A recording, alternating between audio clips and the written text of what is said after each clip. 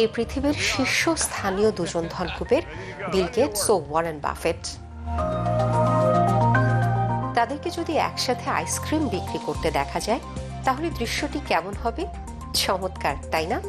এমনই একটি দৃশ্য দেখা গিয়েছিল নিউ ইয়র্কের ডেইরি কুইন আইসক্রিম পার্লারে গত বছরের জুন মাসে। Who had the bad luck to draw me? If you want anything later on, it's on me. Bill Gates ও ওয়ারেন বাফেট অনুভব করতে চেয়েছিলেন আইসক্রিম হাতে পাওয়ার পর একজন ভোক্তার মনে যে আনন্দের শিহরণ খেলা করে তার অভিব্যক্তি, যাকে বলে হেভেনলি এক্সপ্রেশন বা বেহেশতি স্বাদের অনুভূতি। Whoa! You get 2 free ones for that. বেহেশতি স্বাদ আস্বাদনের সুযোগ করে দেয়া খাবার আইসক্রিম। কিভাবে এলো এই জিভে পানি আনা খাবার? প্রায় ২৫০০ বছর আগে যেতে হবে আমাদের সেটা জানতে। পৃথিবীর বিখ্যাত গ্রিক মহাবীর সেকেন্ডেরকে আমরা সবাই জানি আলেকজান্ডার দ্য গ্রেট নামে। তবে আলেকজান্ডারের জন্মের অন্তত ৩০০ বছর আগে চীনের ট্যাং সাম্রাজ্যের বাসিন্দারা বরফের সাথে দুধ মিশিয়ে এক বিশেষ খাবারের প্রচলন করেন। এই খাবারটি হচ্ছে আধুনিক আইসক্রিমের মূল ভিত্তি। এরপর পেরিয়ে গেল প্রায় ১০০০ বছর। ১৬০০ শতক থেকে আরব দেশগুলোতে তৈরি হতে লাগলো এক বিশেষ পানীয়, চিনি, লেবুর রস, গোলাপ জলে ভেজানো পানি, বরফ আর বিভিন্ন ফুলের নির্যাস দিয়ে তৈরি মিশ্রণ। নাম দেয়া হলো শরবত, আমাদের চিরচেনা শরবত।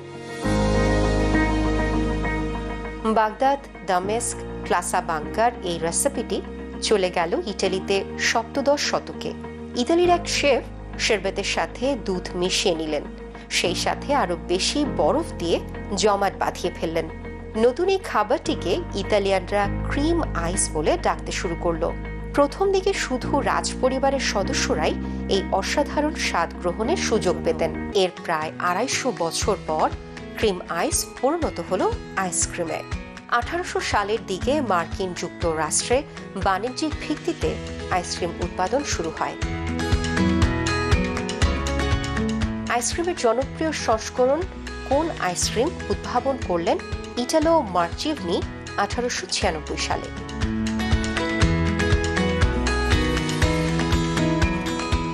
আমাদের দেশে আইসক্রিমের আদি সংস্করণ কুলফি। দুধ, পেস্তা বাদাম, জাফরান মিশ্রিত এই মোঘল রেসিপিটির উল্লেখ আছে আইনি আকবরীতে।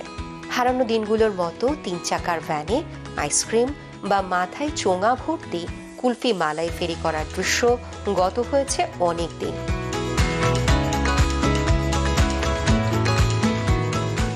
সেই জায়গা নিয়েছে আন্তর্জাতিক মান সম্পন্ন দেশীয় ব্র্যান্ডের আইসক্রিম।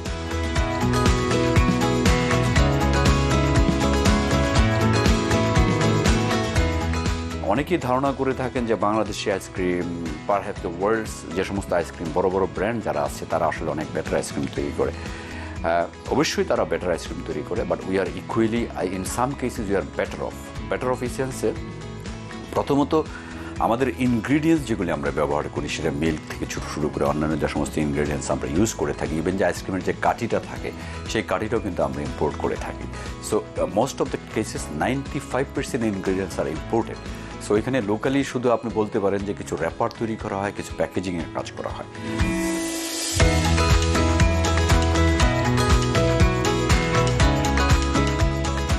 আমাদের বাংলাদেশের কনজিউমার প্যাটার্নটা ডিফারেন্ট, এখানে মানুষের টেস্ট প্যাটার্নটা ডিফারেন্ট। সো আমাদের রেসিপিগুলি আমাদের মতো ইউনিক, আর ইনগ্রিডিয়েন্টস কোয়ালিটি ওয়াইজ আমরা equally we are doing the best standard as far as quality is concern.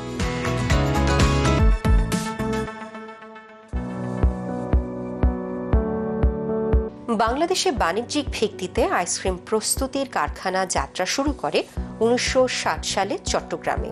প্রতিষ্ঠাতা KR রহমান।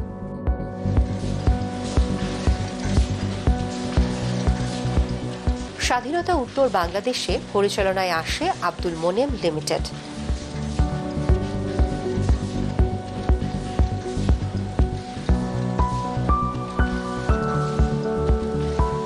প্রথম দিকে দৈনিক গড় উৎপাদন ছিল 10 থেকে 15,000 লিটার, বর্তমানে প্রায় 1 লক্ষ লিটার।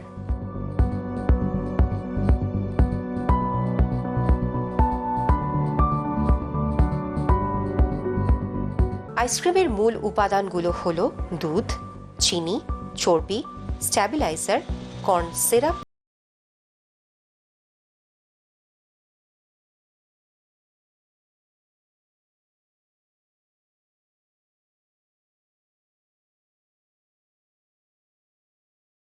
প্রথমে মূল উপাদান দুধকে বাফার ট্যাঙ্কে নিয়ে আইসক্রিমের জন্য যথোপযুক্ত প্রক্রিয়া সাধন করা হয়।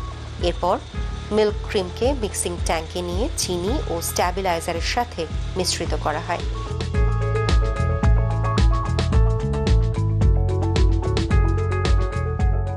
স্ট্যাবিলাইজার আইসক্রিম দ্রুত গলে যাওয়া রোধ করে। চকলেট আইসক্রিমের জন্য উঁচু মানের কোকো পাউডার মিক্স করা হয়।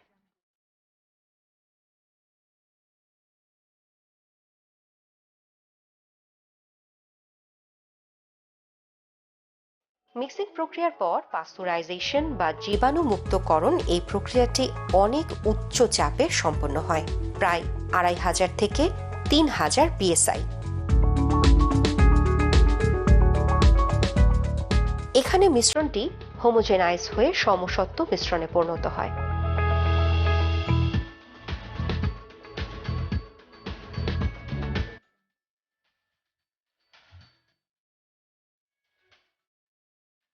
এখন এজিং প্রসেসের জন্য মিশ্রণটি 5 ডিগ্রি সেন্টিগ্রেড তাপমাত্রায় 4 থেকে 5 ঘন্টা মাদার ট্যাঙ্কে রক্ষিত হয়।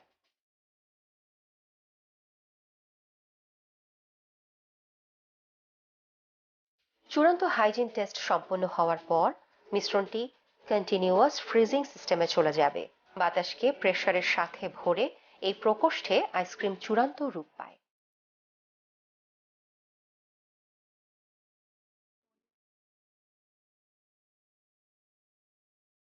এরপর আইসক্রিম যাবে ফিলিং মেশিনে। এখানে ইনস্ট্যান্ট কুইক ফ্রিজিং সিস্টেমে -5 ডিগ্রি থেকে -40 ডিগ্রি সেন্টিগ্রেড তাপমাত্রায় 70 মিনিট সময়কাল অবস্থান করবে।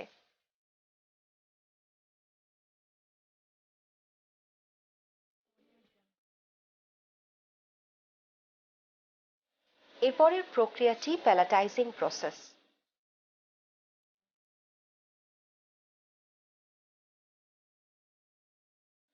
এখানে প্যালাটাইজড করা হার্ড আইসক্রিমগুলো -20 ডিগ্রি সেন্টিগ্রেড তাপমাত্রায় কোল্ড স্টোরেজে সংরক্ষিত হবে।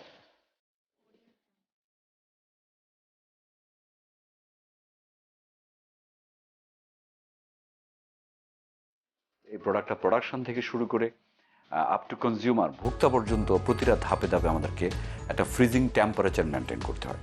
এন্ড এই ফ্রিজিং টেম্পারেচারটা ফ্যাক্টরিতে একরকম করতে হয়, আমরা যে গাড়িটাতে আইসক্রিম তুলি সেটার একটা টেম্পারেচার থাকে, ইটস -25 ডিগ্রি সেন্টিগ্রেড রাখতে হয় গাড়িতে। আমরা যখন আইসক্রিমটাকে স্টোরেজ করি সেখানে -22 ডিগ্রি সেন্টিগ্রেড। আমরা যখন দোকানে আইসক্রিম দিই সেটা -18 ডিগ্রি সেন্টিগ্রেড। সো বোঝাই যাচ্ছে যে পিওরলি এটা হচ্ছে একটা ফ্রিজিং ড্রিভেন অথবা ফ্রোজেন বিজনেস।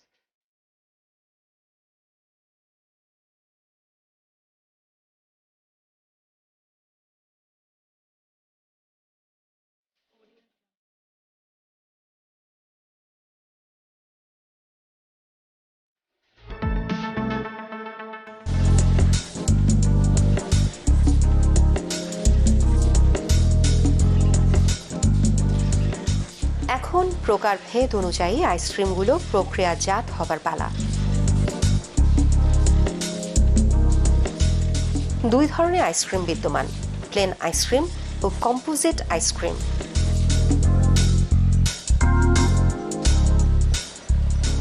বাংলাদেশে উৎপাদিত আইসক্রিম স্বাদভেদে 73 প্রকার বা 73 SKU stock keeping unit.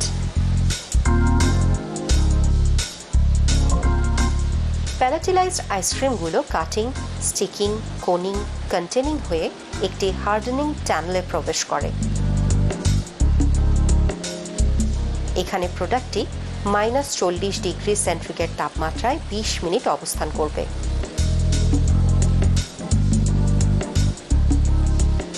Ice cream উৎপাদন প্রক্রিয়ার সর্বশেষ ধাপ প্যাকেজিং। বিগ ড্রাম মেশিনে food grade tetra pack packaging হয় কোন ও কাপ আইসক্রিমের। অন্যদিকে স্টিকিং আইসক্রিমগুলো রোলো 27 মেশিনে প্রক্রিয়াজাত হয়।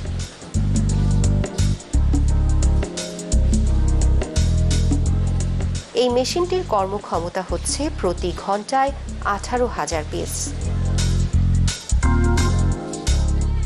উৎপন্ন আইসক্রিম এখন বারকোড মেয়াদ উত্তীর্ণ করে ভোক্তার দোরগোড়ায় পৌঁছে দেবার জন্য প্রস্তুত।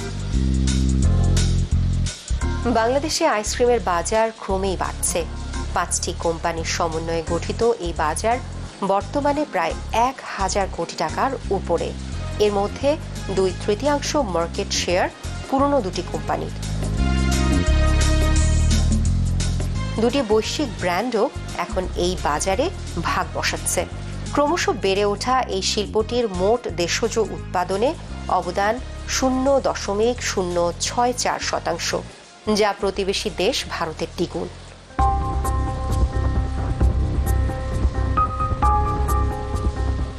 খাত সংশ্লিষ্টদের সাথে কথা বলে জানা যায়, দেশে আইসক্রিমের বাজার সম্প্রসারণের মাধ্যমে কর্মসংস্থান ও আয় বাড়ছে। আরও দ্রুত সম্প্রসারণের জন্য কিছু বাধা অপসারণ করতে হবে, কাঁচামালের শুল্ক কমাতে হবে। তাহলে দেশীয় অর্থনীতিতে বেগবান করতে এই আইসক্রিম শিল্প খাত আরও ভালো অবদান রাখতে পারবে।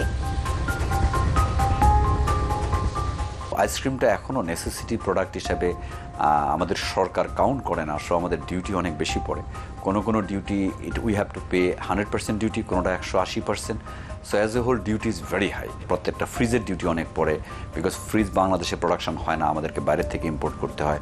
তারপর লজিস্টিক আদার মেশিনারি সেগুলি বাইরের থেকে আনতে হয়, আমাদের ইনগ্রিডিয়েন্টস বাইরের থেকে আনতে হয়। So as a whole once you want to maintain the standard of quality, then we have to import. And এটাতে কোনো অপশান নেই আসলে, but it is more of logistic business.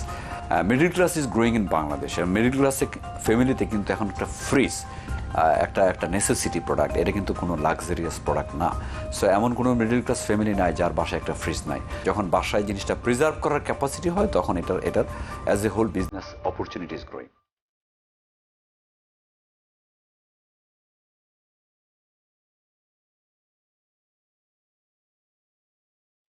অপূর্ব স্বাদ আর ভালোবাসায় মানুষের হৃদয় জয় করা এই মেড ইন বাংলাদেশ আইসক্রিম ব্র্যান্ডগুলোকে আমাদের শুভেচ্ছা।